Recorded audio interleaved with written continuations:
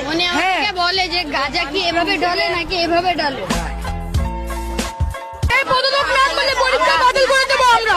আমাদের তো ছিল না, আমরা ছাত্র দল। শহীদ জিয়া অমর হোক, আমাকে একদিন এই ঘাড়ে এখানে মারছে, আমি 3 দিন জ্বরে উঠতে পারি না। মেয়েদেরকে মানে ব্যাড টাচ তো করেই,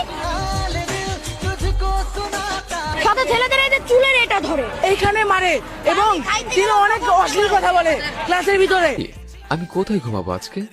না মানে আপনি তো আজকে বাংলা পড়ে তো এবং ছেলে এবং মেয়েদের দুজনকে পড়ে তো সে প্রত্যেক মানে তাদের স্টুডেন্টের মধ্যে একজন মেয়ের সাথে সে প্রেম করছে, দেন হচ্ছে তার মার সাথে প্রেম পরে গিয়ে করছে এবং জঘন্যতম কাজ আমাদের সাথে মেয়েদের সাথে করতেছে আমাদের।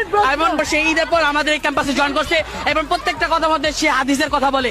সে কোনোদিনও প্রত্যেকটা মেয়ে বলছে কোনোদিন হাদিসের কথা বলে না, কিন্তু আজকে সে এখানে সে হাদিসের কথা বলছে। আচ্ছা এই পদত্যাগ যদি উনি না করে তাহলে কি করবে?